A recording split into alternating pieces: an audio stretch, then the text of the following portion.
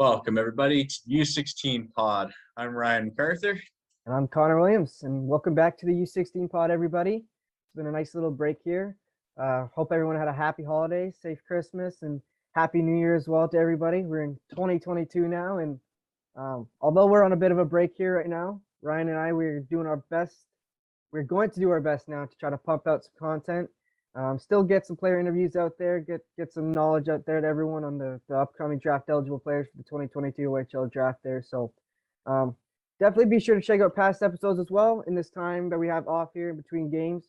So definitely be sure to go check out those episodes. But it was a busy break in some sense, and it was a big break for you Ryan. Big congratulations are in order for you. I know you had some big personal news, so just want to give the floor to you to announce that some more.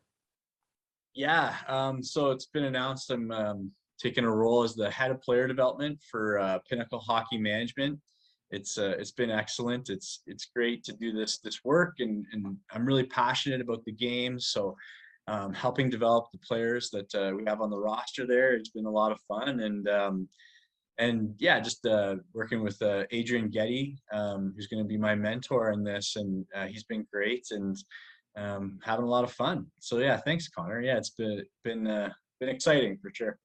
Absolutely. Pumped when I saw you announce that. I was pumped to see. Really happy for you, man. Just massive congratulations. Thanks, buddy. And I know there's a lot of people who are really happy to see you have that position there, and it's well deserved and well suited for you. So just once again, congrats. And just getting into kind of the episode we got here. We had a big discussion prior to kind of getting this episode going here about how we wanted to take the future here with the pause that is with the Ontario government doing what everyone knows they've been doing here. So you kind of came up with the idea. So I'll let you kind of talk about the idea of what we're going to do the next few weeks. So I know we're going to take on kind of each of the leagues, but I'll let you kind of explain more because you're kind of the base, took charge here of deciding, hey, maybe we do each league here as the weeks go on here in the break. Yeah, no, like I mean, the idea, like the general idea, I think like that I came up with, but like I mean, you helped me fine tune it. Like we're a team, right? So I don't want to take all the credit. You're doing great stuff with helping with with helping me figure this out and how we're gonna do this. But basically we thought every league, just kind of cover each league that we got out there. So this one is going to be the GTHL. So we're also going to cover all the other leagues, and then like I mean the North League, Alliance, ETA, SCTA, and then we even have another episode tentatively planned for prep teams and players in the States. Did I get all the leagues there? I think HEO as well, Ottawa in there, I think as well. Right. Can't forget about those guys. They got a pretty big contingent over there. We're still working out the specifics. We got 3 great interviews today planned though for this GTHL episode, and we're kind of going to take almost a preview approach, previewing the second half of the season for each of these leagues.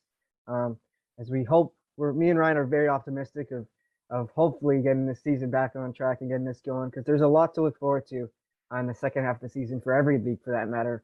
Whether you're the GTHL, whether you're the SCTA, ETA, Alliance, HEO, or the Great North Midget League there's a lot to look forward to. So for this GTHL, we're going to kind of take a preview approach, give everyone a little preview of the second half of the GTHL season here coming up, show off the 3 interviews that we got done here, and hopefully everyone enjoys what we got, and we'll give some players we're looking forward to keeping an eye on and watching the second half of the season as well. So what do you say we get this underway here, Ryan?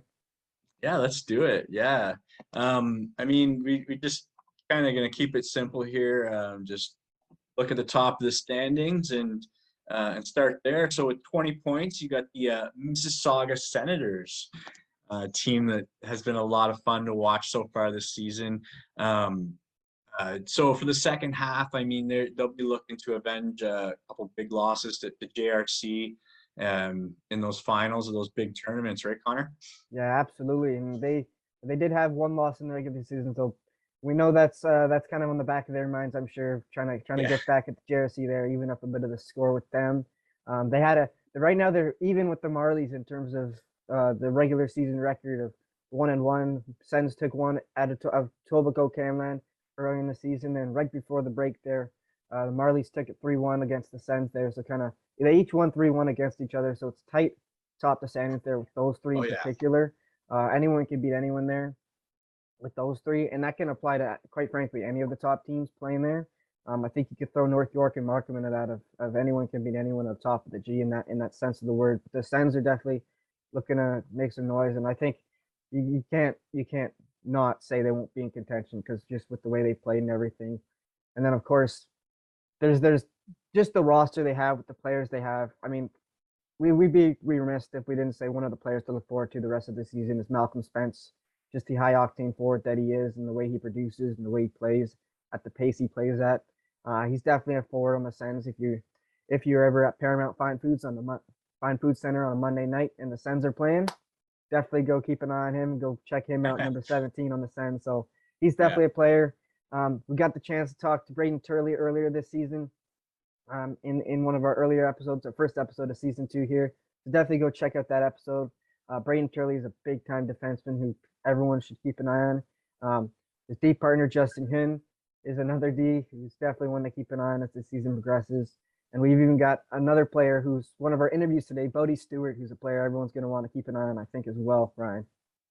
Yeah, and we'll get into more on Bode. We'll do a deep dive into his game as we do with our format, right? We do the interviews and then deep dive in the analysis on the player. So that look forward to that later in this episode. Another player we've interviewed, Caden Kelly. Been really impressive so far this season. Really, really highly skilled and very physical. Really, really kind of powerful on that forecheck, right? But I mean, we could run through the whole team. Like you got the 07s, William Moore and Michael Misa, just absolutely buzzing around there. And this team's unbelievable. I mean, Quentin Lyle. Who else do we got here? Lucas Rodriguez, I think, on D as well, Ryan. Like, yeah. It's just I think it just speaks to the depth they have and everything and why they're going to be so dangerous in the second half of the season, Ryan. Yeah, definitely. I mean, Gabe Frasca, Riley Patterson. I mean, we could list the whole roster. It's an unbelievable team. So if you get a chance to see the Missy Sens, don't miss them. And I didn't, pardon the pun there. I didn't mean that. But I think that's a Steelheads hashtag or something. But don't miss it or whatever. But yeah, or don't miss. I think it is. That's pretty good though. Yeah. So So make sure you check them out, right? No, absolutely. So we'll jump into the next team who got in a bit of a hot streak as the season went on there as we progressed. I wouldn't say took anyone by surprise because you can never take this team never kind of comes at a surprise at the U16 level. But the Toronto Marlboros, second in the standings, and like I mentioned, they right before the break beat the Mississauga Sens, even up the kind of score there. And they actually beat the JRC earlier this season as well, 5-3 in a really tightly contested game. So Toronto Marlboros are a team we're definitely looking forward to watching in the future. And I mean, the forward group itself, you got Carter Lowe, former friend of the pod and former guest of the pod here. So check out our episode where we talked to Carter Lowe there, big time forward for the Marlboros. They got Beckett Seneke, Justin Bodno at forward there, especially to go there. And then on defense, especially, we had a great interview with one of their top D.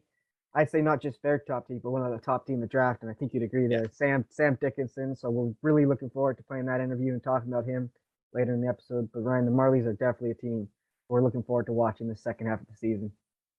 Yeah, definitely. So check out later in this episode. We got Sam Dickinson. I mean, he's like a man amongst boys out there. It seems at times in games he's dominant from the back end, and yeah, like I mean, the Marlies have been unbelievable to watch. Like you mentioned some of the players, but I mean, Botno, who I think you mentioned, Seneke, Carter Lowe, who you interviewed before. You mentioned.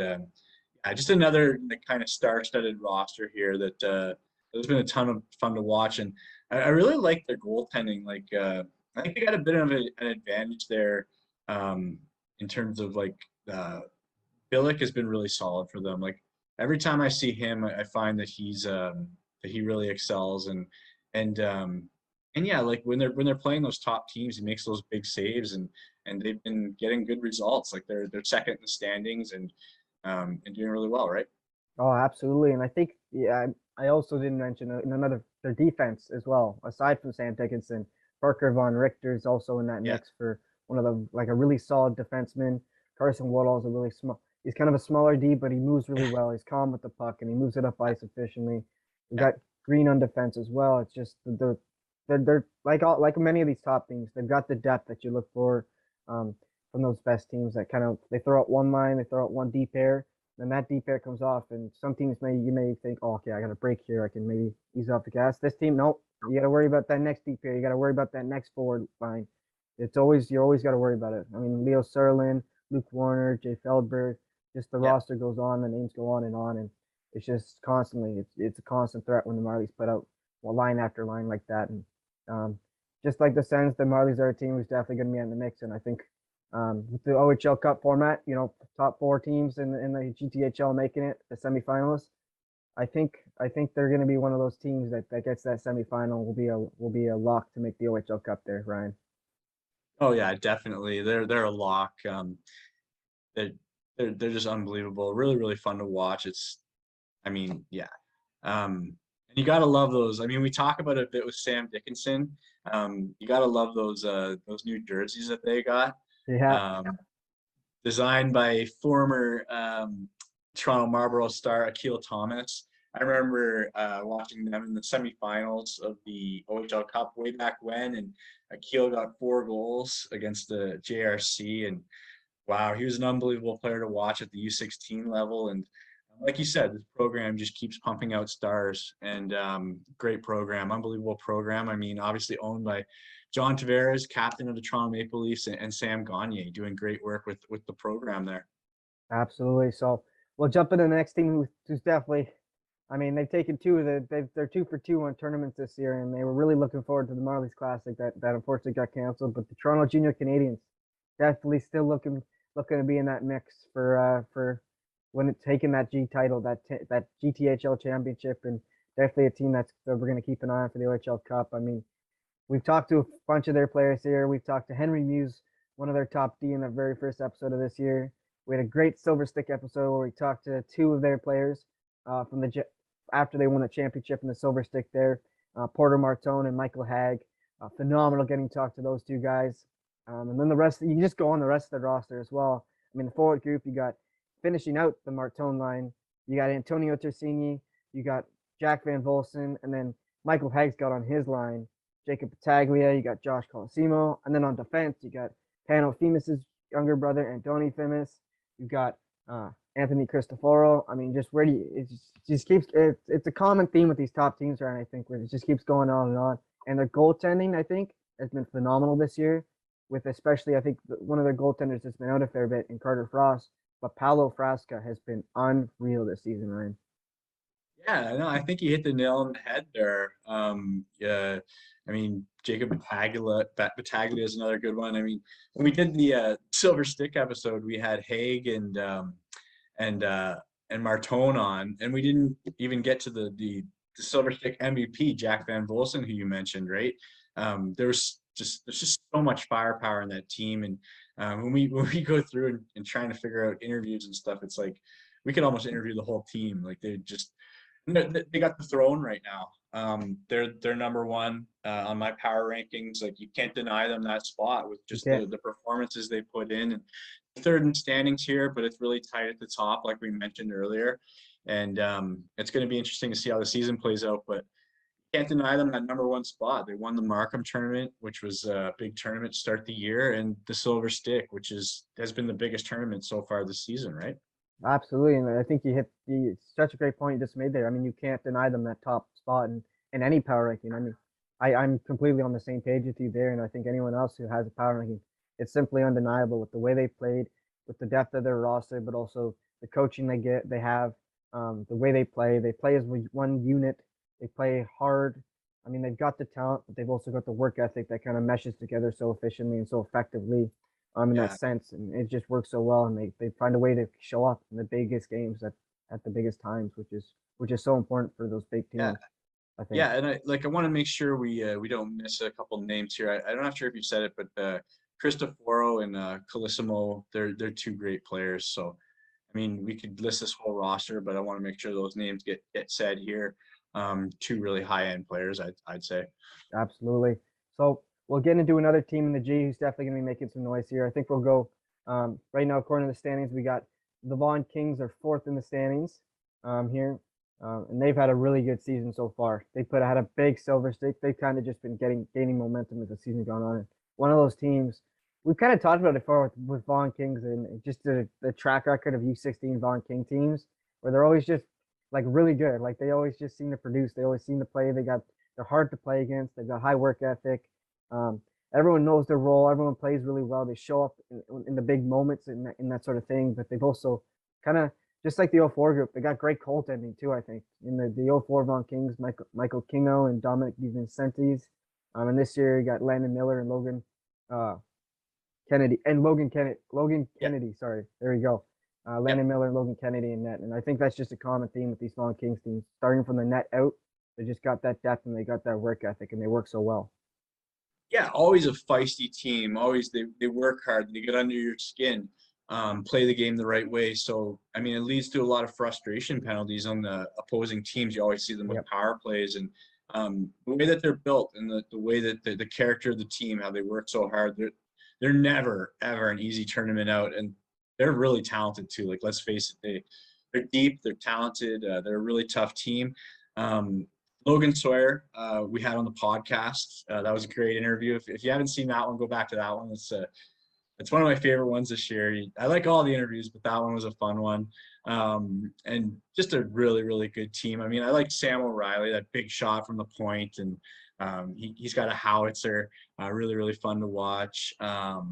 Yeah, just the whole roster is pretty solid. I mean, Justin Tavares is really, really skilled. Really, really good player. So lots of good players on this team.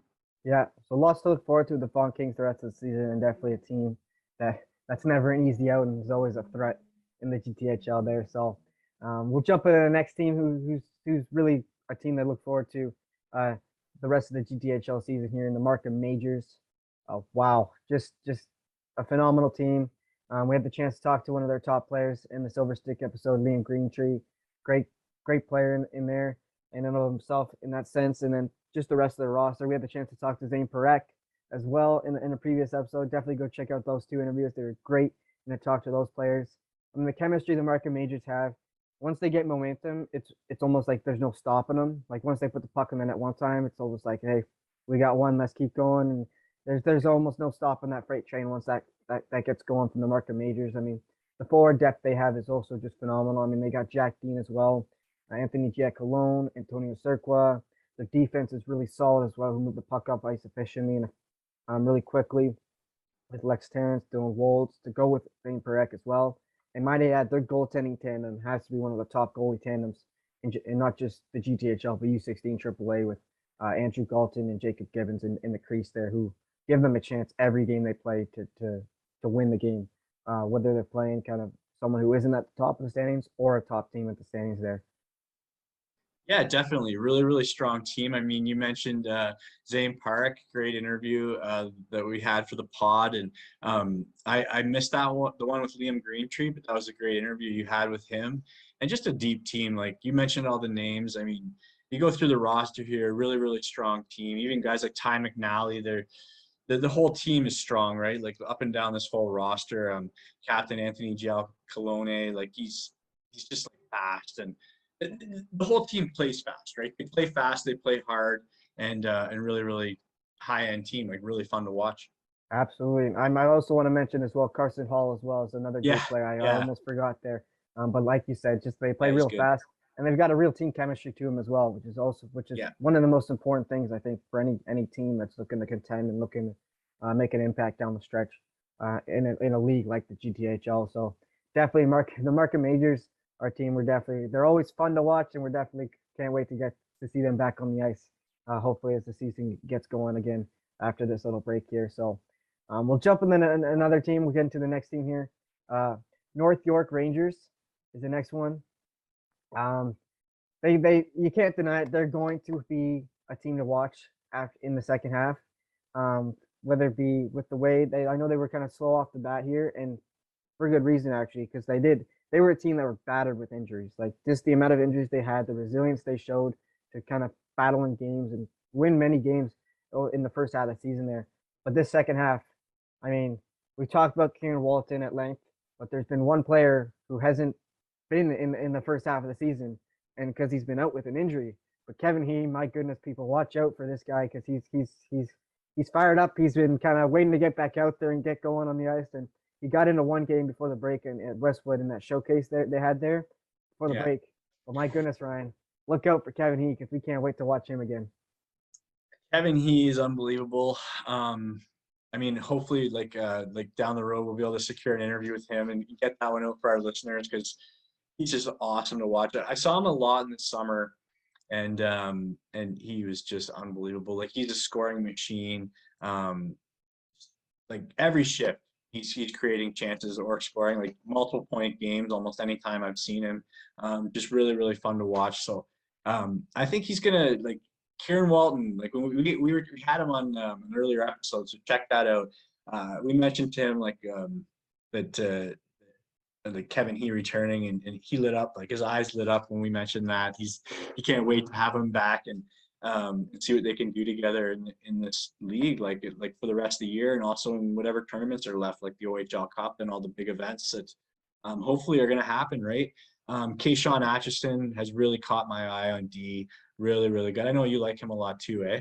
Oh, he's got to be one of my favorite players, not just on North York, but in the whole draft class in terms of Yeah. just the way the energy he plays with, his aggressiveness on the ice. I like kind of those players that have that aggressiveness and are willing to jump up on the offense, but also he's got like a moxie to him, a confidence to him. Like we always talk about swagger with players and with some players, and he's got that swagger on the ice. You see him smiling out there. He's a player who has fun as well. I love seeing players have fun because when you're playing the game when you're having fun out there, you're playing loose and you're playing confident. You're not tightening up. Means you're not gonna. I don't think you're not gonna. I don't think you'll make as many mistakes if you're playing a bit loose there and you're not worried. You don't have that tightness to you. So he's definitely a defenseman I really love to watch there. And then their defense as well. Their forward group is pretty good with Kevin He, Kieran Walton, Luca Elenas, Yeah. Chris Brown as well on forward group with their defense. With Kieran's brother Connor Walton. Connor's one of the top D as well. I think. Yeah. Just the way he plays. He's so tough to play against with the physicality he plays with. He's more. I'd say he's more defensively strong, and he really works well. I've seen him and Kayshawn Atchison really play kind of together at times, and they're such a great pairing with the way they worked well together and how Connor's so reliable at defending up the rush and being so tough to play against down low, but they just work so well together. And Connor's a D I'm really looking forward to watching the rest of the season for North York, I think as well. Yeah, definitely. And Rowan Top, I'm not sure if you mentioned him yet. He's another good one. Stay-at-home D that does his job and does it really well. Great skater, solid player. So, yeah, going through this lineup, I mean, it's a really good team. Like I said, Carson Chartier net as Yes, well. we I'm not sure if we really mentioned him we yet. really got to mention him, especially goaltender Carson Chartier for North York. There, I think we mentioned earlier in some earlier episodes. He's an X factor for them. Yeah. With the way he's able to make big time saves at big times, just a clutch performer. In that sense, and he's just a phenomenal goaltender. And he's someone in any game North York can count on. If they need a big time save, he'll make that big time save. And he's someone I think can steal games. He'll be able to steal games come playoff time. Come the OHL Cup. He's a big time performing goaltender. I really look forward to watching him some more this season as well, Ryan. Yeah, definitely. Yeah, for sure. I think that basically covers the North York Rangers. The next team on the list here, Don Mills Flyers, actually just above the North York Rangers in the standings, which yeah, just another solid team. Like when you look at the GTHL, you got to realize that even though we're getting lower in the standings, these are still top teams and OHL Cup contenders because I mean, it's the toughest league in all of Ontario, in my opinion. And Don Mills is really good. I think it starts from their back end. Luca Di Felice is just an unbelievable goalie. Big, he's got size. Probably the best gear in U16 AAA hockey. I love his gear. He looks great out there and he plays great.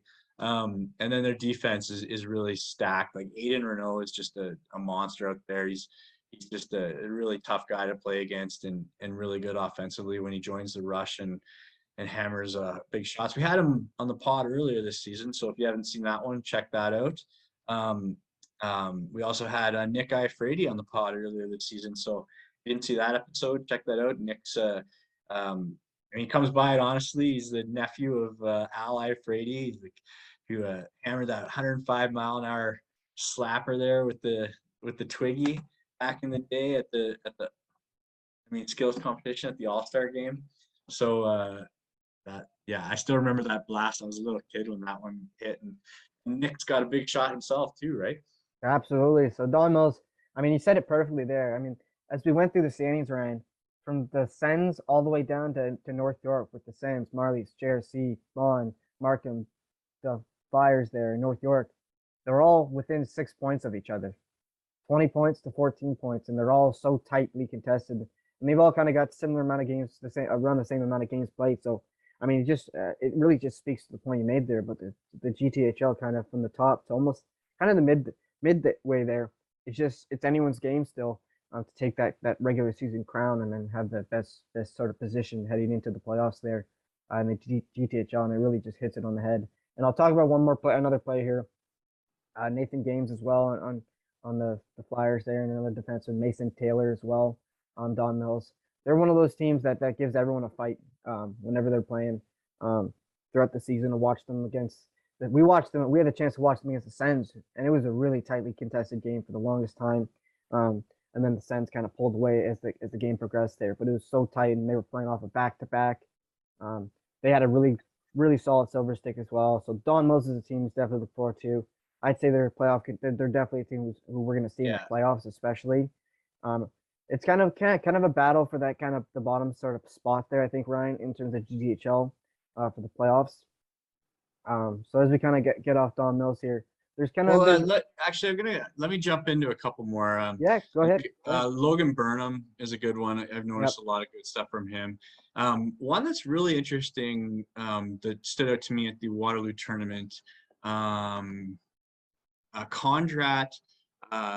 Reshetnikov.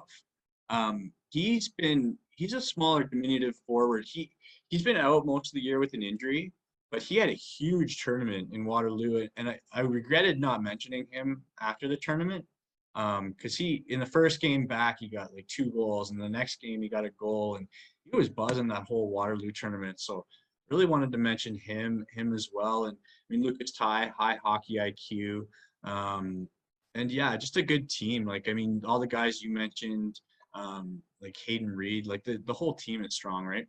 Yeah, absolutely. So it's kind of a big contention for almost like those top teams battling out for the position, just general position for the playoffs, and where those it's really valuable. And as we progress here, it's kind of going to be a battle for who makes the playoffs in terms of the next kind of bunch of teams here who are really also close. There's 3 teams here who are kind of in a battle for that, I guess, 7 or 8 spot here. The Titans, Red Wings, and Young Nats are all in a battle here. The Titans and Red Wings each have 10 points and have really been gaining momentum as the season got going, as we approach the break. And the Young Nats also are really they're a team that I think will come gain some momentum, and we'll have a big second half here, I think, as well. With the Young Nats, I'll talk about the Young Nats here for a second, because one of our guests for this episode as well is their starting goaltender, is probably one of the top goaltenders in the draft, in Ryerson Leenders there. So we had a great conversation with him, so we'll get into him a bit more later. But just a couple players right off the top of my head who have really stood out this year, I think, and you've had the chance to watch. And Nash Giles, you got Justin Pavis, there's Zach Saleh as well, from the Young Nats there, and they're a team that they kind of gained some momentum late in the season there. They had a big tie before the break there against one of the top teams at the top of the standings there. They kind of slowly been picking up momentum. It's one of those things that it's not how you start, it's how you progress, how you develop and get going there, I think, as well, Ryan. Yeah, with the Titans, there's a player here, Max Dennis. I thought it was Dimas when I saw it on his, like, I'm looking at the database here, the RankNet database, and that's what he's listed as, but I think it's Dimas. But either way, he wears number 8, a smaller forward. He really caught my eye in Waterloo. Really, really, really good player. So I wanted to bring him up as well from the Toronto Titans. Like, I think he's dangerous. I think he's really kind of upped his game and been a big part of that surge that they have in the standings here. Great point there. And I think another player I also mentioned from the Titans, a couple players here I'll mention, Julian Mandarino, There's another player, Center Patel. I saw against him in their game against the Majors before the break, a couple weeks before the break there, and he was a player who really stood out to me. Kind of a smaller player, but thick, got a lot of strength to him, and really made an impact in that game. Those were a few players that I think we both really liked from the Titans there. And then of course, so we had the young Nats, we got the Titans in the mix there, and I think we'd also you can't not talk about the Toronto Red Wings, who I think we'll really see have an impact. I think if I had to predict, I think they're probably the favorite to sneak into to be that one of those playoff teams in the GTHL there, just with the depth they have on their roster. I mean, we start off here with one of our friend of the pod and former guests on the podcast, Amari Sellers. Just the impact he's had. We saw him score a beauty goal in a showcase game that you were really great to put up on the Insta feed there, and edit out there. So great work there, and just the impact he's been having. We saw him score the between the legs goal at the Silver Stick. So he's just being impactful and really growing as the season progressed. But they're also really led offensively by Tyron Fevry. Just the strength that he plays with, the speed that he plays with, and the power, and his scoring ability as well with his shot. That shot is unreal, Ryan. Yeah, Tyron Fevry's good. I went to a recent showcase game, well, before the lockdown, obviously, and he's got that move where he goes into his backhand on the breakaway and puts it upstairs is unbelievable. He got a nice one, and I've seen that move at the Silver Stick as well. Just a really good finisher, really powerful player. Ty Henry, really good player as well. That Red Wings team is always fun to watch. You mentioned the Toronto Nationals. I mean, we have Ryerson Leenders on later in this episode, so check that out. We'll do more analysis on him later, but also like Justin Pavis and Nash Giles on that team as well. Yeah, absolutely. And I'd also want to mention from the Red Wings there, Jonathan Morello is another player at center I really like watching, really great two-way player. And they're a team that's really well coached. They work as a unit. They're a really close group, so they're definitely a team with that kind of with the coaching they have, with the high work ethic, and the way they work together as a unit. They're a team that'll be a threat down the stretch there in the G to make a playoff push and be a contender. In the OHL Cup there. And good point on Morello. I mean, he was at some recent showcases as well, so top high-end showcases. So he's been getting attention for sure. Absolutely. So it's kind of the how we view a lot of those teams that we mentioned there. I think are really going to be in contention there in the G. I think those bottom teams, you got Mississauga Rebels, and the Reps are kind of just they've got some really good players as well, but they're really finding their way, and I think we'll see them grow as we see the second half progress. But those really top those teams that we mentioned there and really went in depth there, I think we'll see them. It'll be a battle for a lot of those teams in terms of position at the top, position in the middle, and then position fighting for that playoff spot as we progress here in the season. As we know so well, Ryan, with past years, that playoff position, not just you want to win the regular season because it's kind of bragging rights. I won the G regular season, but also to set yourself up in the best way possible for a long, deep playoff push and set yourself up to qualify for the OHL Cup. You want to set yourself up with a great position in the regular season. I mean, that top seed is always so valuable. That second seed to give yourself the best kind of position. You know what I mean? So it'll be great to see there. Yeah, definitely. And just to finish up here, I mean, Thunder Bay, keep an eye on the big defenseman, Holomego, 6'3", big, strong defenseman. I believe he's the captain of the team. Really, really good player. I'm kind of looking at my rankings list here, and William Eggleton I didn't mention from the Sens. So if we're gonna get this deep into talking about all these players, I just want to make sure he gets a mention. He's a good player as well. Kind of going off topic there, but I think we covered our bases pretty good here.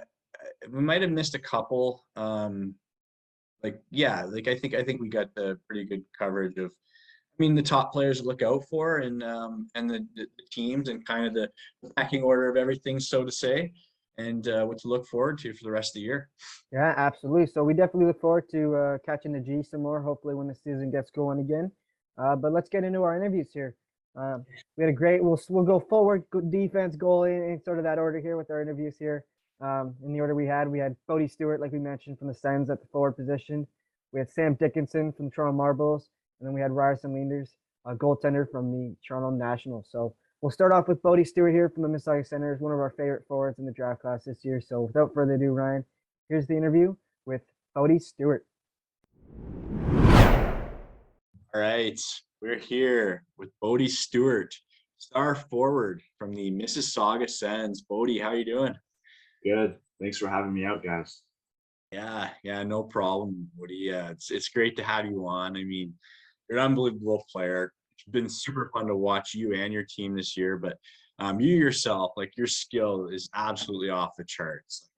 Offensive creativity is so fun to watch.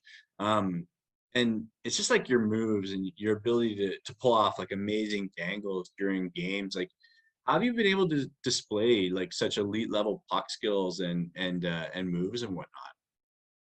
Yeah, I think it all just starts with practice, at home on my own or just, team practices or, skill sessions. I think all that, helps and contributes to, how I perform in games. Yeah, practice is key. Like, I mean, like anything else in life, right? Like you got to practice to be good at something. And yeah, it shows that you put in a lot of work and like including like your skill, like your speed, your skating agility. It's really top notch in the draft class. And you got great feet, really great edges as well. And I've noticed in your game, like you utilize changes of pace really effectively, and it creates a lot of time and space for not only yourself but your teammates as well. Like, how do you find like utilizing those changes of pace helps with your overall deceptiveness and like making you unpredictable offensively out there on the ice? Yeah, I think, like what you just mentioned there, the unpredictableness, I think Yeah.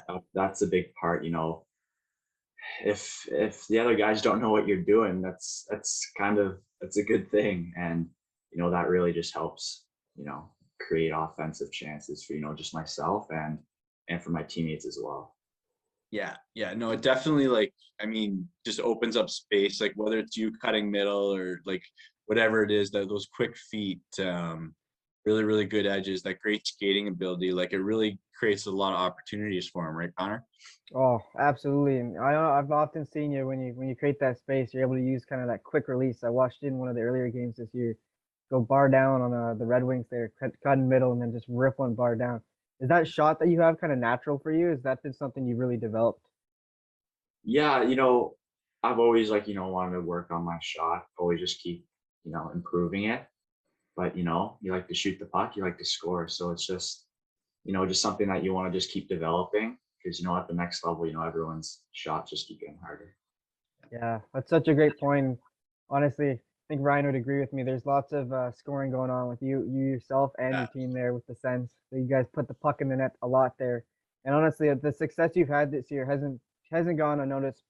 Not just by us, but also kind of like your peers and other people within the GTHL. Because I mean, you were named to the GTHL top prospect game. So first of all, congrats on that.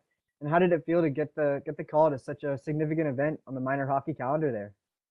Yeah, it was unreal, just like, I don't know, it just feels so good, just, you're being recognized and, just all the boys that got, chosen as well, I think it's, um, I'm happy for everyone who got chosen, and I think it's gonna be a great experience. Oh, absolutely. And there's a lot you got a lot of your teammates going there as well. And I think you think it'd be fun to have kind of your Mississauga Sens boys there with you too, kind of having that chemistry in the game as well. Oh yeah, for sure. I've been playing with these guys for a really long time now, so like you said, the chemistry will definitely be there, and it's just gonna be fun. It's always good to hang out with those guys. Absolutely. And that game is always a big draw for anyone. I know it might be a bit different this year once it hopefully gets going, but um it always creates fun. I know Ryan always talks about how in the last one for the 04s, he was stuck on the stairs. I was in the Ty Nelson fan section. It's always a great event regardless of it. So it'll be great to watch you and everyone who participates in that game as well. So we're definitely looking forward to that. But I mean, kind of on the topic of the pause here, with the recent lockdowns due to COVID, have you been doing anything or trying to, what do you plan on doing kind of with this time away to kind of stay prepared or ready for hopefully when the season resumes in the future here? Yeah, just trying to find like outdoor rinks, the ODRs. Yeah, There's lots of them everywhere. So I think that's a big point. Trying to get out to those as much as possible, and just I think a big thing is just staying in shape, off the ice, training and such. So, I'm just focusing on that as well. Do you find there's a balance of kind of training and going down on the ODRs where you're training to kind of, develop a bit, but also stay in that game shape and play at that game pace where it might be kind of tough to do so in a sense because you're not playing against your peers. There's not that same kind of pace, I guess. Yeah, you want to be on the ice, but you also want to develop off ice, strength wise. But I think, when I get out to those rinks when possible, I push myself as well. It's not just, a leisure skate. There is a time for that, just, kind of hang around. But I think, really trying to simulate like your own team practices. Nice. Nice. That's such a great point. I think Ryan agrees with me that's such an important thing to have that balance between, having that leisureness, but also having that creating that, like you mentioned, stimulating that game pace or simulating that game pace there. So I think that's such a great point there, Ryan. Yeah, no, 100%. Like you're always trying to, like you gotta have fun with it every once in a while, right? Just go out, kind of have fun with the boys, work on some skill stuff, kind of mess around a little bit, and then, but also like the times where you got to put in the work, right? Because the next level, it's like a lot faster. Everyone's bigger and stronger and all that stuff. Yeah, we definitely think you're ready for that. But on to another topic here, the NHL. Like, are there any players in the show you model your game after? Yeah, someone like Braden Point or Dylan Larkin. They're just such strong players. They're fast, they're quick. They can score. They're always on like the point sheet, and I think they're just like an all-around good player. Yeah, no, yeah, those two, like you always see them with the puck, right?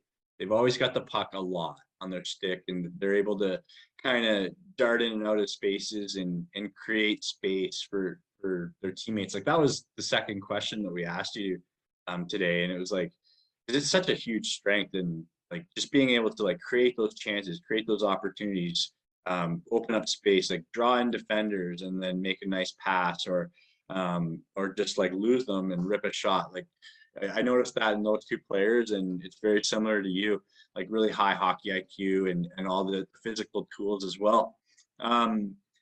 So getting into another one, just to kind of learn about your pregame routines a little bit. Like, are you a superstitious guy? What does like your pregame routine look like? And do you have any superstitions that are a must for you? Nothing too major. Like before I even get to the rink, I like to shoot some pucks in the driveway just to get like a little warmed up. But when it comes to the rink, we do a little warm up with everyone, but then I do a couple of my own stretches, which I think that's probably the biggest thing. Yeah. But I like to keep it pretty chill, just stay focused. But yeah, nothing too crazy. Oh, that I think that's great. I think that's a great pre-game routine to touch a couple pucks and shoot a couple, because I remember, I mean, any game I've ever played in, I've always felt like, how short the warm-ups are, right? In minor hockey. That's why in the OHL they have like 20 minutes, or in the NHL they have 20 minutes to warm up to get a feel for those pucks. Because like when you touch the puck in a warm-up in minor hockey, it's like you I don't know, you maybe get off a few shots, and so shooting a few, that seems pretty smart, eh, Connor? Oh, absolutely. I mean, you go from 5 minute warm up in minor hockey to the 20-minute Yeah, warm up in OHL. It's quite the difference, and that's such a great warm up to have there. yeah. But as we transition, we'll get to know you a bit away from the rink as well here. What sort of activities do you enjoy to do to kind of get your mind off of hockey sometimes? What do you like to do away from the rink? Like in the summer, we got a cottage. Nice. I think, that's a big highlight for me. We always go up there, cousins, family, uh, all sorts of sports running, tennis, golf, baseball, anything you can name at the beach. It's just a great time. So I think that's a big part of me. Nice. Whereabouts is your cottage? It's right by Kincardine. It's on Lake Oh, Huron. Oh, nice. nice. That's got to be one of the probably the most fun highlights. Kind of getting away from the rink, just taking your mind off, because there's no summer. There's definitely no ice in the summer. out Yeah. there on the beach or anything. So that's probably one of the best things. I got a cottage too, so I can completely agree there. That's one of the best places to kind of take your mind off the rink and have some fun there as well. And then another fun question here. What would you say is your biggest pet peeve? Like going back to school, just those people who are walking too slow in the halls. You know, there's just a big group of people, they're just walking slow, I'm trying to get to class or, trying to see my friends or something, they're just getting in the way. Oh, So, that's so relatable. Just like even I think beyond school, like those like the people who like take up the whole sidewalk and yeah, you're trying to get somewhere really fast. It's like, buddy, can you like pick a side here so I can get by you? It's like you're driving on the road and someone's slow. It's like either walk a bit faster or make some room here. I'm trying to go places. So for sure. that's completely that's got to be one of the most relatable pet peeves I think anyone could have there. So that's awesome. But we really appreciate you coming on the pod here, Bode, taking the time. We're really looking forward to hopefully getting to watch you and the Mississauga Sens play some more this year. You yourself are so much fun to watch. Your team's so much fun to watch. So just best of luck the rest of the season. Best of luck at the OHL draft. And thanks so much for coming on the pod. Yeah, thanks guys. Thanks for having me. All right. And we're back from an interview with Bode Stewart, forward from the Mississauga Senators U16 AAA program. First off, Bode Stewart, he's got to be one of the top players in this draft class as is, just alone. I mean, right off the bat, when I saw him earlier this season, and as you watch him in every game he plays with, his skating and his edge work, and the way he moves on the ice, he's got a level of power to his stride, but he's also got that kind of agility that you love to see, where he's not just a straight line go go go player. He can cut up. He can use his edges, his different edges, his inside outside edge to really hold up, kind of change his pace, and then open up more time and space for himself. And I think that he really sets himself up as well as his teammates up so well with his skating ability to kind of move into different areas and maneuver really effectively on the ice there. Yeah, and we mentioned that in the interview when we talked to him, asked that question about like how he utilizes that skating to create that space, right? To create opportunities. Really great cuts and edges, stops and starts. You can stop on a dime and then just rip it in a different direction, and it creates so much space. And in the offensive zone, like he's really good at like biding his time, kind of having the D kind of bite, and then when they come over to kind of check him or whatever, he's got those great hands. He can make the passes around the D, whether it's through them or around them. He's got great hands, great range of movement, flexibility in his upper body to make those plays, right? Great hands, really, really quick hands, really, really good stick. Like I like his puck skills. I think his puck skills are high end in terms of like his passing ability.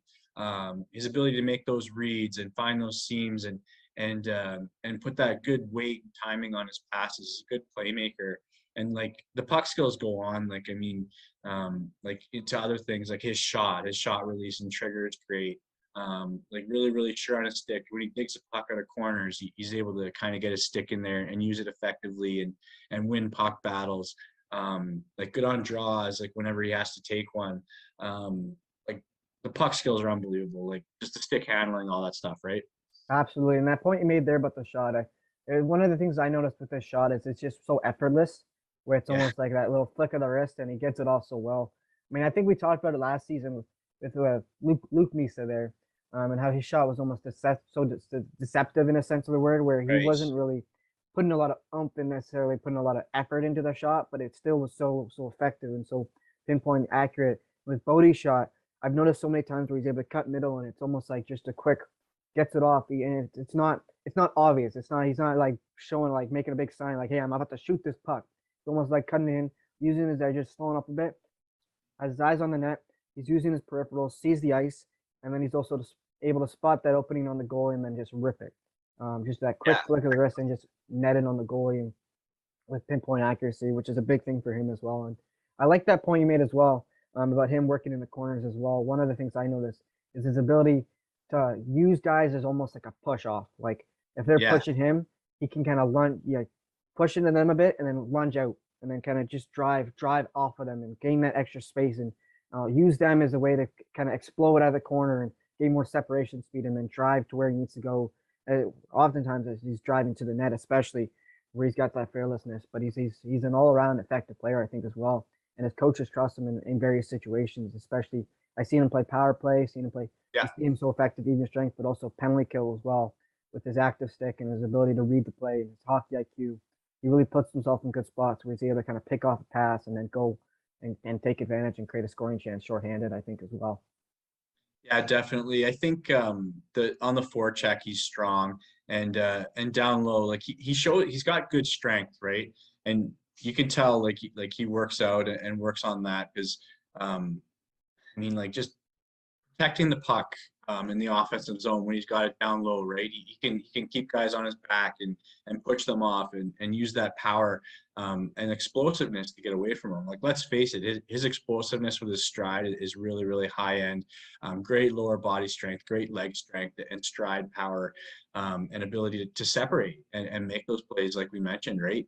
Not just the quick cuts, but also that power from the lower body that's helping them generate that.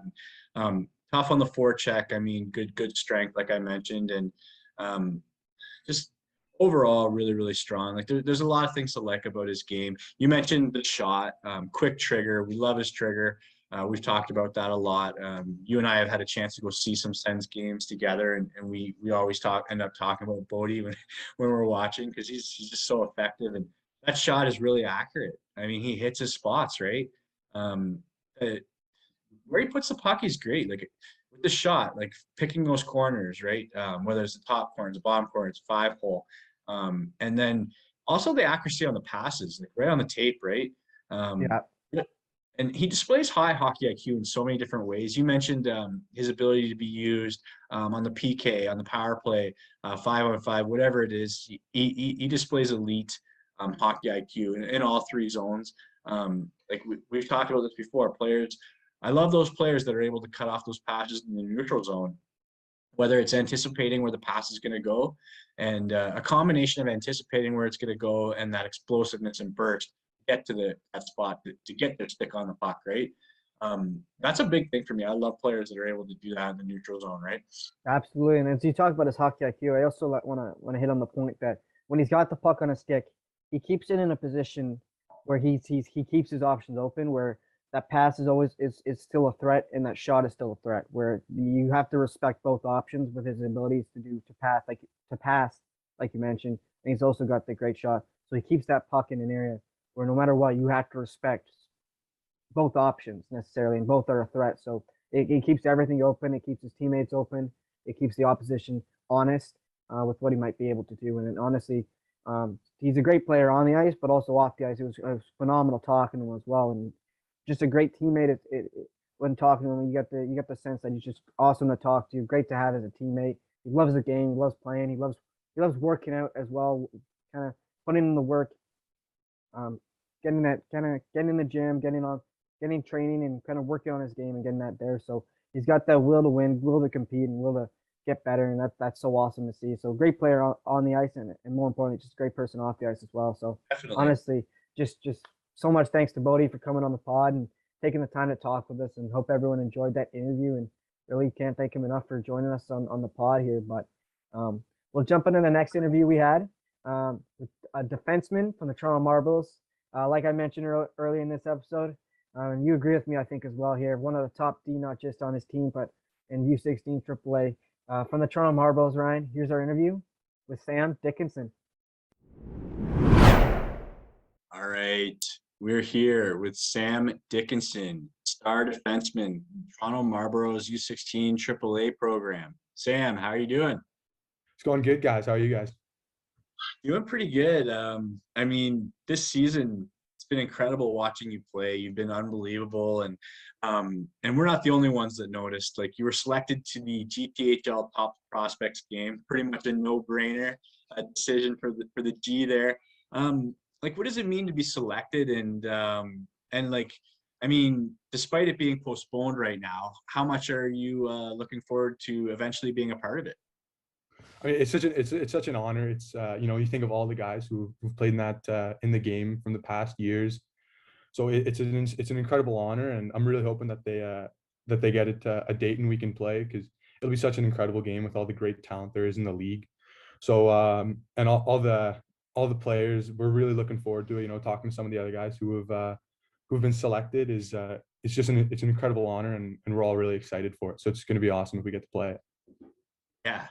Yeah, I mean, like it's always a packed barn. Like, yeah, like it's hard to find a seat. You got to go early, and yeah, it's gonna be interesting. Like, I really hope it like they get the game going, and this COVID situation kind of sorts itself out. But I mean, speaking of the COVID situation, season right now it's on a pause for a bit.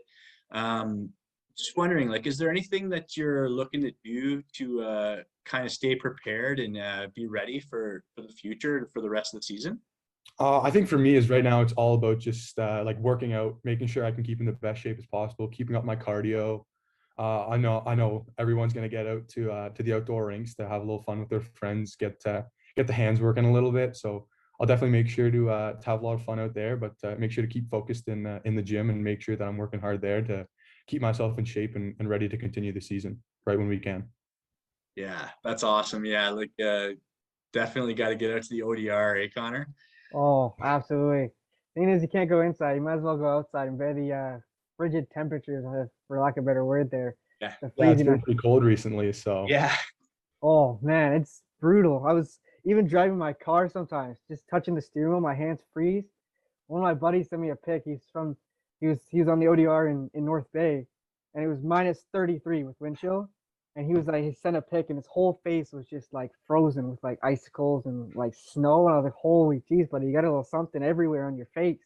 yeah, I got to layer up now. Yeah, exactly. Oh, I mean, might be a bit close to Canland's temperature sometimes, depending on Yeah, on the day Yeah. you go to Canland it's there. pretty So cold there. Yeah, you're used to it. Yeah. Yeah, the Sunday morning practices are typically not very fun when your feet start to freeze. oh man, that must be fun, eh? How often does that Yeah. happen? Oh man, we practice Sunday mornings every week. So Yeah. your toes are basically freezing every time towards the end, and you start skating, and you're just hoping that they go numb so you don't have to feel it anymore. Is Just it at least warm in the Marlies dressing room? oh yeah, you get back in there, like guys are taking Yeah. their feet off, they're like rubbing their feet. We're trying to get like heaters by our feet. It's not fun. Oh, that's pretty funny though. Just going from the freezing cold Canland to the warm temperatures of your room there. But I guess you guys stay pretty warm on game days though, on Friday nights there. So that's pretty good though. So Yeah. I mean, jumping in your game now though, you're a defenseman with size and strength. How important is it to you that you're using those two attributes to your advantage to be kind of an intimidating presence out there on the ice? I think it's big. I think it's definitely a big factor for a defenseman. Helps to be big and strong. But I think another factor for me is my speed. Is I think with my size and speed, is I can typically beat guys to pucks. I can play strong with them. I can battle in a corner. So it helps me a lot that I can be big and fast. And I think that that's a big part of my game and helps me be the player I am. Oh, that's phenomenal, and just the awareness there to have that aspect. It's a unique aspect too to have that size and strength that you have, but also like you mentioned that speed, which creates all kinds of problems for anyone trying to go up against you in the D zone. And then, I mean, in addition to those, you're such a complete defenseman with your high hockey IQ and your ability to read the play, kind of jump up on the offense with your speed when you so choose, and being so reliable defensively as well. Can you talk to us kind of about your mindset when you're kind of looking to advance up ice, whether it be with the puck or maybe with a pass up ice? Yeah, that's definitely something I've been looking to work on this year, kind of picking my spots a little better for when to jump into the rush. Sometimes I get a little excited to jump in and get in the offensive zone. So I'm looking to kind of fix that a little bit, make sure I know what the good times are to jump and when I got to stay back and make sure I'm hitting the holes that I need to with speed and if that's carrying the puck out of the zone or making a quick pass out and then joining the rush.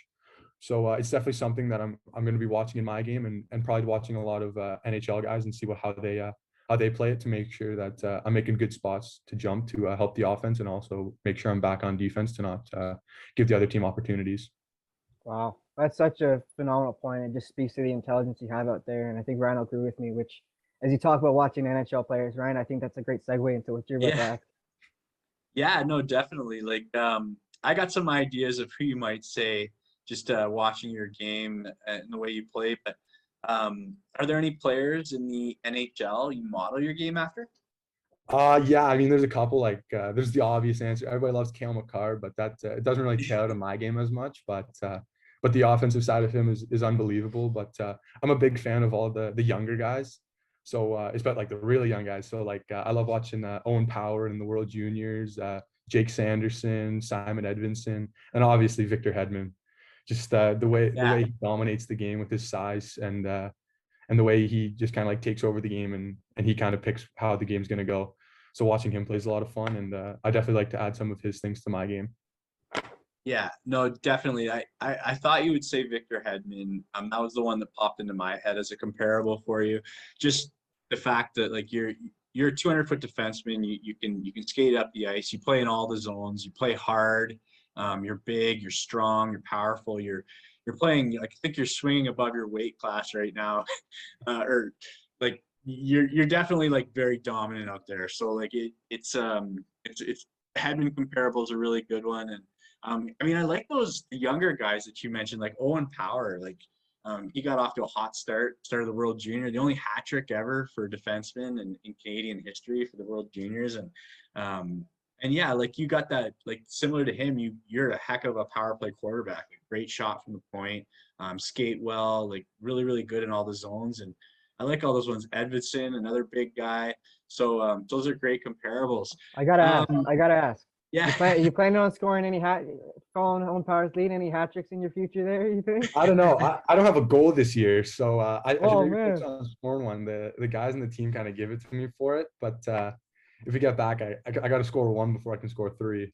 Oh, that's fair point there. Fair point. So So I'm Wow. surprised with the shot you have. So there's I like how the guys give it to you a bit though, but it's hey, my dad always told me because I used to play defense and he always told me, hey, defense, if you're keeping the puck out of your net, you're on a better track there.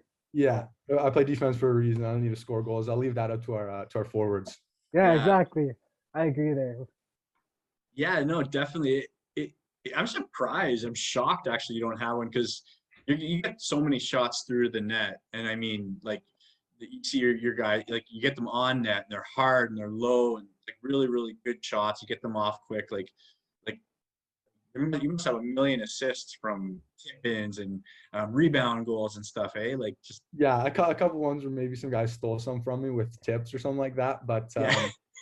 I'll take the assists.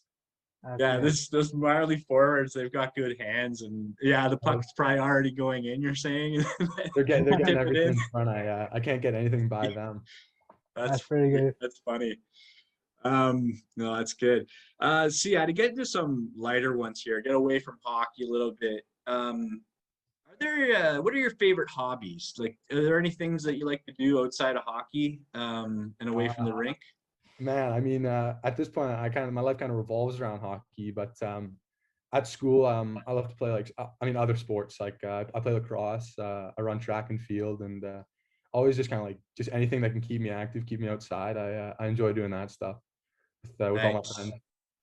Nice. Are you a sprinter, like 100 meter? Yeah, big. I don't like the long distance. I'd rather just get it over with the short ones.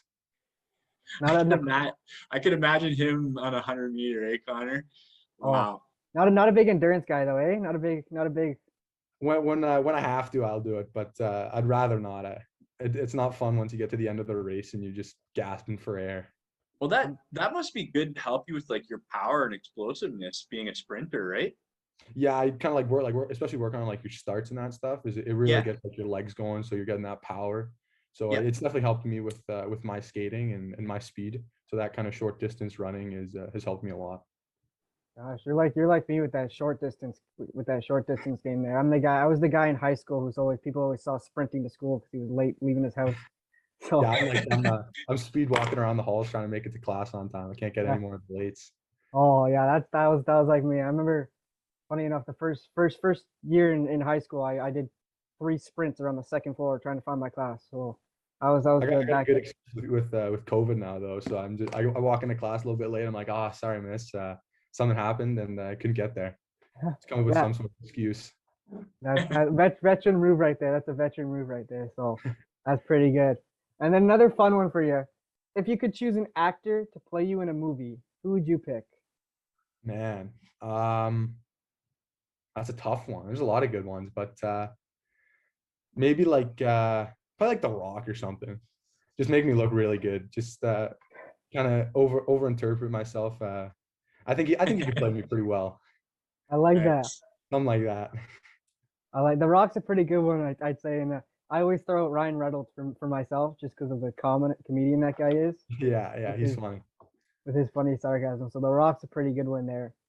And then to bring it full circle with the Marlies, I'd be remiss if I didn't ask this one because Akil Thomas and Zale Apparel, they threw out some pretty sweet third jerseys for you guys. What did you guys think? What did you and the Marlies think of those third jerseys you guys got?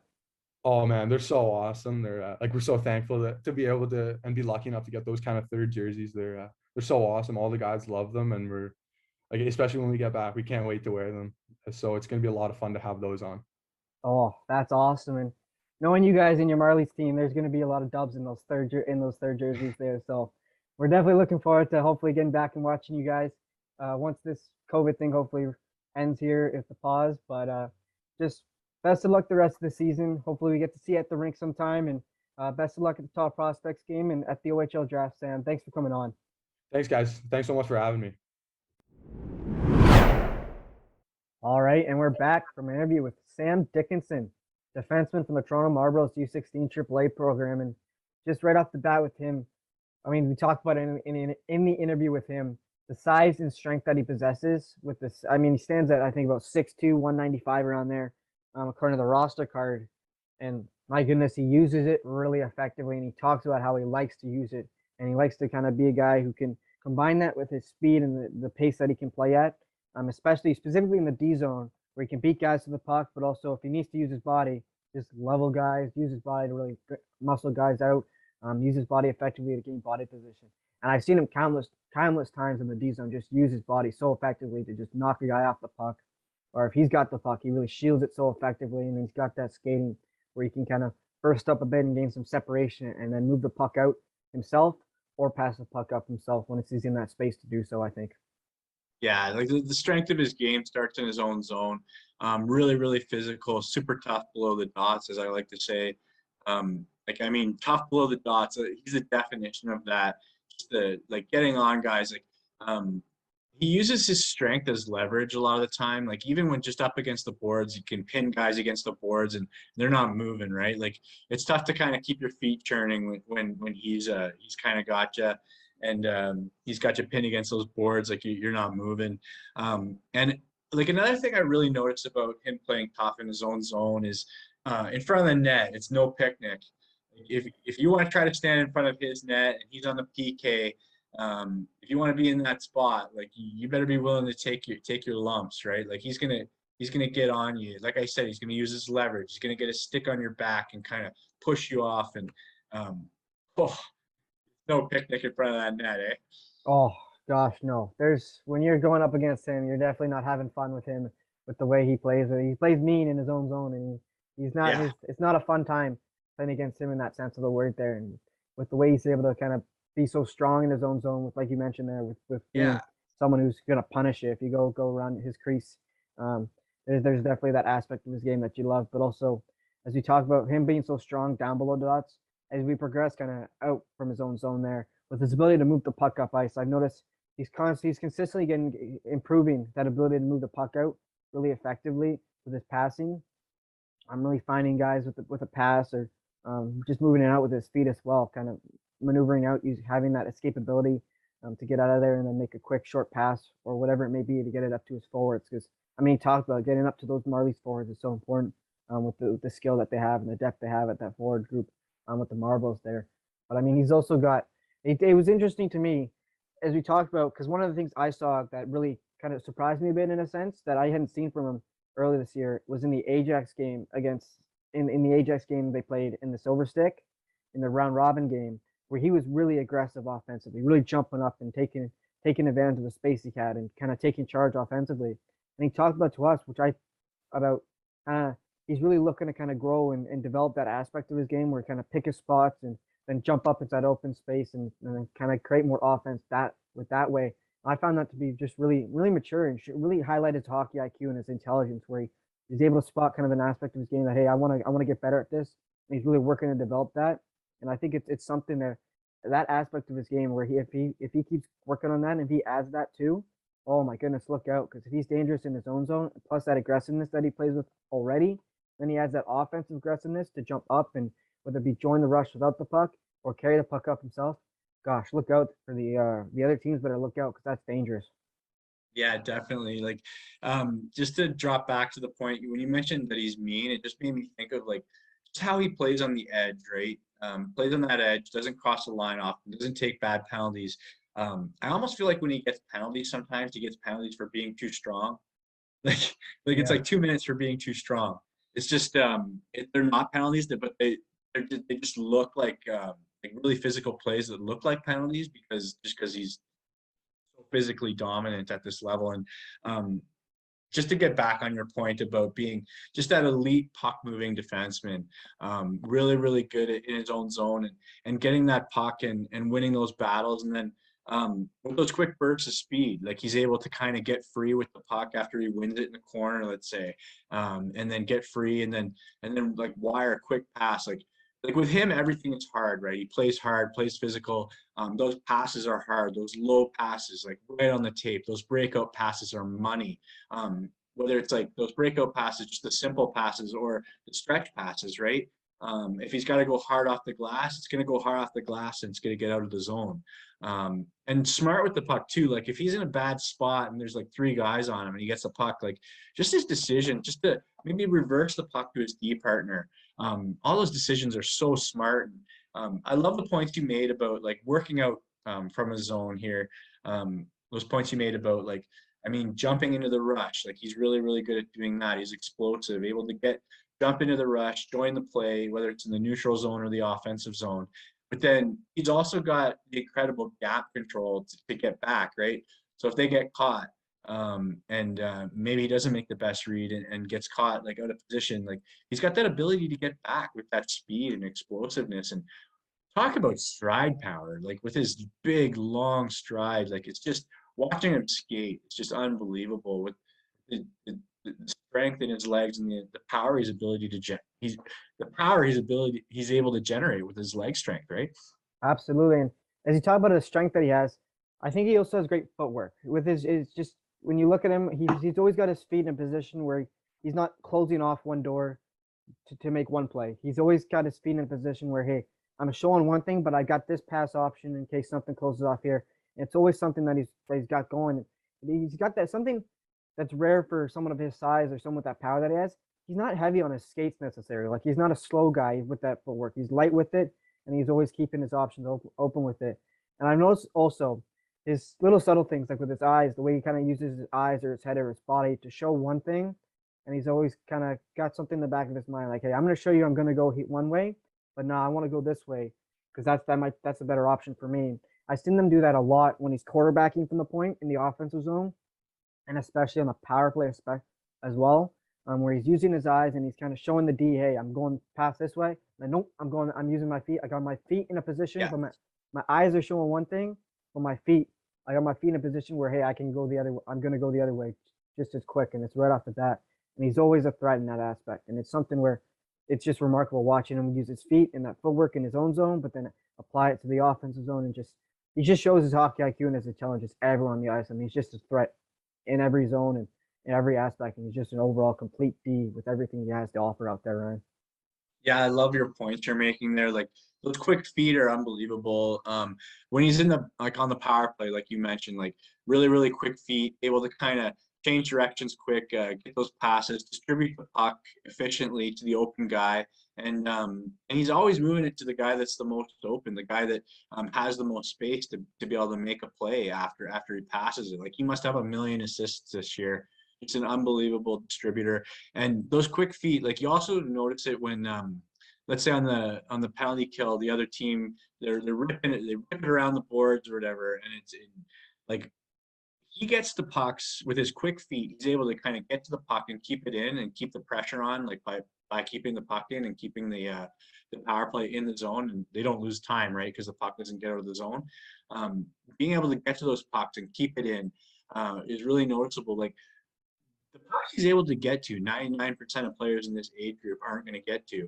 I mean, we mentioned it before. That's why the Quinty power play is so effective with Danford and Rogers getting to those pucks before they get out. Because when the puck gets out of the zone, you got to reset. And it takes, I mean, 10, 15, 20 seconds to get back into the zone and get control. If you're able to keep those pucks in, it's a big deal. And getting shots through from the point, like hard, powerful, low shot, gets them on gets them on the net. He mentioned he's missing out on some goals because the guys tipped them in. Those Marlies forwards, they're highly skilled with their sticks, right? They get all their sticks on those pucks. They're animals out there. Like they're just hungry when they see a puck coming through, right?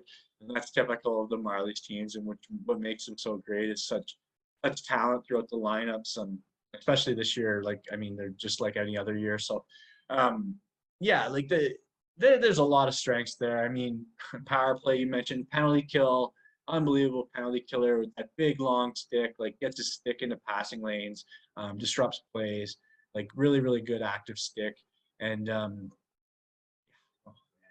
don't even know like what else to say about him. Like the unbelievable player. Like, I mean, the one thing I want to mention is his backwards skating. I know it's a simple thing to say, a defenseman with good backwards skating, but the way, like from a standstill, how he can generate the speed going backwards and get the full backwards speed so quickly, it's unbelievable. Like 2 or 3 like lunges, like pushes where he digs in and with that backwards stride, and 2 or 3 of those, and he's like pretty much at any forward's top speed, right?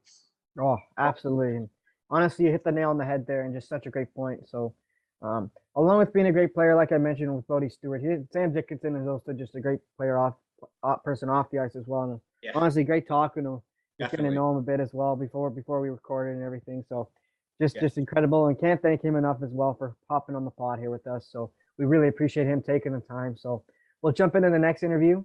We got the chance with the player we got the chance to talk to. We had a goalie on from the GTHL here, Toronto Nationals goaltender Ryerson Leenders. Phenomenal getting to talk to him. So without further ado, Ryan, here's the interview with goaltender Ryerson Leenders. All right. We are here with Ryerson Leenders, star goalie from the Toronto Nationals U16 AAA program. Ryerson, how are you doing? Good. How are you guys?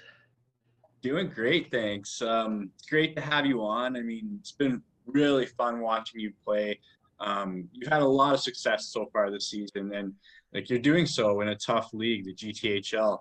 I'm just curious, like how have you been able to rise the challenge? And just, I mean, you're facing a lot of rubber. You face a lot of like intense firepower. Like, how are you able to kind of like play so well against such potent teams? Yeah, well, I've always played on like the bottom half teams, so I can face those high quality shots in games. So I think that's definitely helped me prepare for the shots I've been facing this season. Yeah, for sure. Like I remember the game against the Missy Sens, and you held your team in there like for a long time. Like I think it was a half a game, and it was still 0-0. And I was just like, how the heck have they not scored yet? Like you're just unbelievable. And yeah, it's awesome. And I mean, like we're not the only ones that have noticed. You're named to the GTHL Top Prospects game, so congrats on that. How did it feel to get that call to such a significant and important event on the minor hockey calendar? Yeah, it felt great to be asked to play for the Prospects game. I usually watch it every year, so I was so pumped when I found out I was going to be playing in it. Yeah, I know. It's like the Prospects game is wild. I think last time they had it, I didn't even have a seat. I was sitting on the stairs in the stands. It's awesome. So hopefully we have that one this year. It's still scheduled as far as I know, and hopefully we get back and or it gets rescheduled or whatever, and we have it at some point, right? Hey, Connor? Yeah, absolutely. And I know, Ryan, you were sitting on the stairs. I was sitting in the Ty Nelson section when they had it for the 04 Coupe with all his fans. Nice. So it's always a big event with the crowd and all that. And I know with the way you're able to play, with having so much experience playing against that firepower, you'd be terrific in that game as well. And I mean, just like Ryan mentioned, with the recent lockdowns due to COVID, amidst kind of the uncertainty, what are you kind of planning on doing to kind of, I guess, stay prepared or ready for hopefully when the season resumes.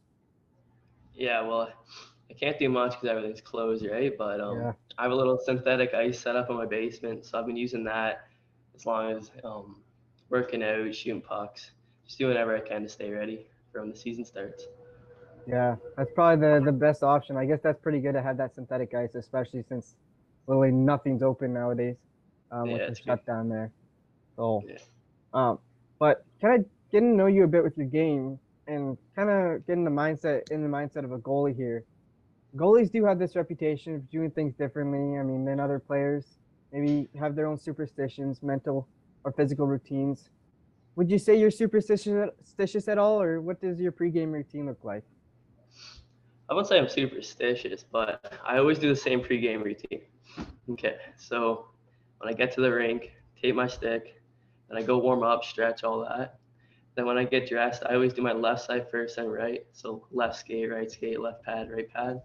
And then before the coach comes in to talk for the game, I always listen to the same song. And yeah, that's pretty much it. Okay, I gotta know. Yeah. Can you tell us what that song is, or is that gotta stay on the download too? That's good. It's This Bar by Morgan Wallen. Just Okay, pumps me up. that's a good Yeah. one. I like that. That's a banger with Morgan Yeah. Wallen. So that's a good one. I think Ryan and I love hearing those little routines that goalies have there. So I think Ryan would agree there that that's awesome. Yeah, no, that is awesome. Like, I mean, goalies, you guys are a different breed, and it's awesome to kind of hear about those quirks and things that make you different and special. Like, you have a lot of success, and I mean, I've got some ideas of what makes you successful, but if you yourself had 3 words to describe your game and strengths as a goalie, what would you use and why? I would say I'm athletic, so I can move around the crease quick. I can cover fast and get to that second shot. Um, I'm calm, can wait players out, don't bite on fake passes or shots, and determined because I never give up on the play, always compete no matter what the score is. Yeah, like athletic. I mean, you move really well in the crease, great lateral movement, tremendous stuff, and that really describes you well. Like when I remember in that game I mentioned earlier against the Sens, you're stopping not 1, not 2, but maybe 3 or 4 rebounds, and it was unbelievable to watch. And just the quick reactions, like you have the reactionary saves and all that are great, and you're so calm and poised in the net.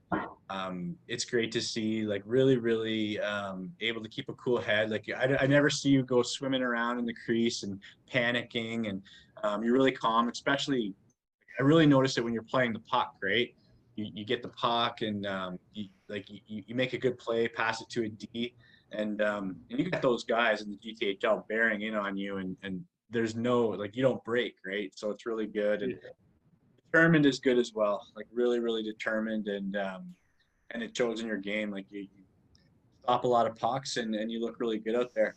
Um, yeah, are there any goalies in the NHL right now you model your game after?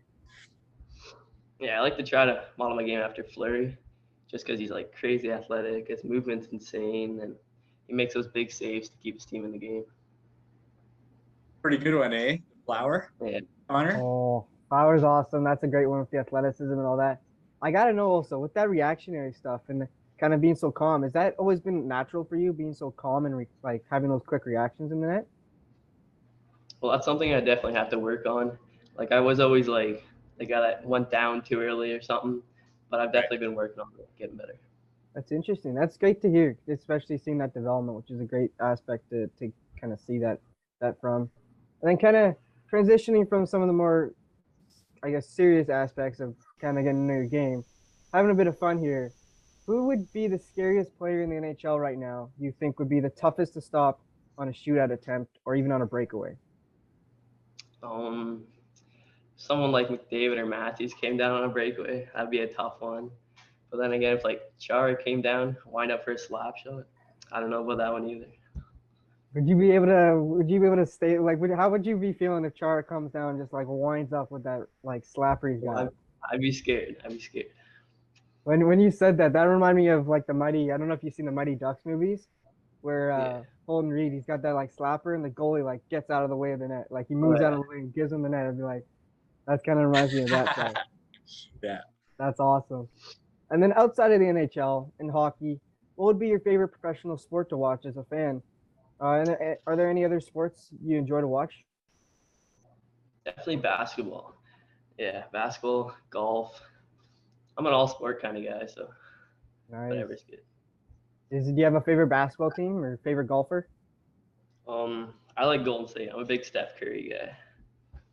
That's a good pick. Steph's a good pick with the threes he's been making. And every time he makes a three, he said he's breaking his own record now. So Yeah, pretty- he's got the record, right? Like, doesn't he have the most ever now? Yeah. Yeah. Oh, Steph's unreal, and Golden State. I mean, people love to hate him, which is pretty good. That's a pretty good way to put it. And then last one for you here. If you could transform into any animal for 24 hours, what animal would you choose? An animal. Probably like a eagle or a hawk or pretty much anything that can fly. That'd be sick. That's a pretty That's good right. pick. Yeah. Being able to fly everywhere, you could skip all the traffic too. You could, I can just Yeah. It's going over everyone. That'd be a pretty good pick. So that's awesome. And just as we wrap up here, thanks so much for joining us, Ryerson. We really appreciate you taking the time, and hopefully the season gets going again, and hopefully we'll get to see you stopping more pucks in the crease there and seeing the GTHL top prospects game. So just thanks so much for joining us, and best of luck the rest of the season at the OHL draft. Yeah, thank you. Thanks for having me. All right, we're back from our interview with Ryerson Leenders, goalie from the Nats. Great interview. Great to get to know Ryerson there and have a chat with him. Really good goalie. Like, faces a lot of the firepower in the GTHL. Like, we asked him with that first question, or one of the first questions in the interview. The goaltending, like, I mean, in terms of his play on the ice, he's really explosive, right? That lateral movement, that ability to go post to post, really explosive and really kind of gets side to side well, and makes, I mean, not that first save, but that second save, that third save, sometimes a fourth save, able to get to those pucks and to deny those chances off the rebounds. And I mean, a lot of that has to do with that explosive, right? Like, like that push off is really strong, and it's really good. And like a lot of the strengths with this game is like he's really technical. Like, kind of gets out, plays aggressive, kind of gets out, and then like, due to the fact that he is so explosive, he can have an aggressive style because he can adjust. Like, if a pass goes over, he can get over really quickly with that explosiveness and that power. And like, he trusts his feet as a goalie, right? Like, he stays up, and like, you notice a lot of minor hockey goalies that go down too quick, but he's one of those guys that stays up, and where like a lot of plays that they might go in on a typical goalie in this age group, like with him, his ability to trust his feet, stand up, like those pucks hit his shoulder rather than going in the net, right? Absolutely, and that's a big thing, to have that wherewithal to, hey, I don't need to go down necessarily. I got this big body, and that, to your point there, something that might go top shelf on one goalie because they're down. He's using his shoulder and he's being so effective in that guard. And honestly, you hit the nail on the head with a lot of those points there. And I think another thing I really want to hit on as well, he's also really calm. Just the demeanor he has is calm, cool, collected. Nothing really kind of gets to him, and he's always, whether it be in the crease, and it kind of showed when we were talking to him. I found his demeanor just, he's calm. He's nothing really nothing seemed to bother him. Nothing seemed to got to him. He just, thinks it through, takes everything in, and then acts accordingly, which is what you do on the ice as well when you're facing the pressure on the ice. I mean, some goalies, when they're facing that pressure, I mean, they turn into a fish out of water, flopping around in the crease. But him, he's got that calm, cool, collected matter where he just stays, finds the puck, and like you mentioned, he uses his athleticism to really make those big time saves. I think that athleticism and really comes from his work ethic as well, where he's got that, where he talked about his competing in the crease, where he's not going to give up on pucks. And I think that really comes through. I mean, you see him on the ice and he's got that work ethic where he's not going to give up on a play. But I think that comes through with his off ice work ethic as well, where talking to his mom as well, and just getting to know him as well. He really works hard off the ice, away from the rink. He's one of those people, those goaltenders, those athletes who are multifaceted, who they put the work in. He's got a job outside the rink where he helps out. He helps clean up in a restaurant, a tire shop. Really puts in the work in that aspect. But also he's one of those high work ethic students. He's not one of those athletes who's slacking off in school either. He's got a high average in school. He's got everything really kind of calm. I mean, he's got everything going for him. He's got the athleticism on the ice, and he's got the calm, cool, collected, and he translates off the ice. I mean, everything's kind of interconnected with him, and it shows in the fact that he's an incredible goaltender on the ice. With the way, I mean, like you mentioned, he's in those big time games against the big time teams when it counts. I mean, the Nats count on him in those big games. I mean, you got to see him in the game versus the Sens, and it was a close. You told me about it. It was a close game for the longest time, and of course, the Sens firepower always kind of finds a way to get that little extra. But he was a big reason that game was so tight for the longest time against the Sens. Yeah. Yeah, and in that game, what really impressed me the most, like his play was excellent. He got peppered. He had probably 60 shots in that game. And the thing that really impressed me the most is I think it ended up being like 5-0 or something. So at the point when it was 5-0, there was no change in his demeanor. Yeah, that's a big thing. Yeah, like you can't tell like if they're winning a game 3-1, or let's say they're losing a game 5-0, like in this case, which I think that's how it ended. Maybe it was 4-0. I shouldn't shortchange him there, but it like 4 or 5-0. Like you can't notice a change in his demeanor, right? He's acting the same as he did in a game that they're winning. Like keeps that consistent effort, doesn't get rattled, and I mean you said it like really well, like poised, calm, like it shows in a variety of ways. Like when he's playing the puck, he's really calm and he'll play the puck. Like you got pressure bearing in, like a team like the Mississauga Sens flying in. We know how good their forecheck is. He's able to kind of stay calm and he doesn't cough up the puck. And he can find a defenseman, or if he can't, he just gets it into the corner somewhere safe, and really, really smart that way. And yeah, like honestly, at the next level, that's going to translate well. Like having that demeanor, I think it's really huge. Like the teams, OHL teams, are looking for goalies that aren't going to be rattled. Because I've seen it over the years. Like goalies get some guys get riled really easy at the next level, and you got the fans yelling at you and this and that. Like it's a tough league. Like, I mean, even in your home barn, if you're having a bad game, they might have let you hear it a little bit. And I don't think that's going to rattle him. I don't think that's going to be an issue for him. I think he's going to stay level-headed. I think level-headed is a good way to say it. And you mentioned like his off-ice stuff, like good grades. Like he's a hard worker. Like there's a lot to like about him when you look at the intangibles, and then when you look at him on the ice, like everything's there. He checked all the boxes. And I didn't mention this, but reactionary saves, like quick reactions, like those quick twitch muscles where he's able to kind of get the glove up quick and react to pucks. It's huge. Oh, honestly, it's such great points there, Ryan. And I love the point you made there about the demeanor, because I think when you mentioned how that translates to the OHL level, I mean, it's so tough to transition to any level, going from whether it be going from Bantam to minor midget, and then you go from minor midget or U16 now to the OHL level. It's such a big transition where you're facing more shots, you're facing another level of players, and it's not always going to be so smooth. Like it's not going to be it's not going to be a cakewalk. There's going to be adversity, and to have that cool demeanor and that level-headedness, that'll be massive for someone like him, or for anyone for that matter, for a goalie especially, where there's so many highs and there's so many lows, especially as a goaltender, where you're adjusting to the next level of speed of shots you're going to take, the quality of shots are increased. To have that demeanor, I mean, you hit the nail on the head. Just such a great point there, with that respect. I think that's going to be massive for him transitioning to the next level. And I also want to add, he's also AP'd with the Thorold Blackhawks junior B team here down in the Niagara region. So it's just phenomenal. He's got just such a great goaltender on the ice, and so great off the ice as well. So honestly, once again, just thanks so much to Ryerson for coming on the pod and taking the time to talk to us about his game, and letting us get to know him a bit as well off the ice. So we really appreciate him taking the time, and we really appreciate Bode, Sam, and Ryerson for coming on the pod for this episode, this GTHL episode. Yeah. So with that being said, we're looking forward to the next episode that we're going to put out here, covering the next league. I believe we're going to do the Alliance next. So definitely stay tuned for that Alliance episode next. And then, but like we usually do, be sure to follow us on our social media platforms. You can follow us on Twitter and Instagram at the U16 Pod.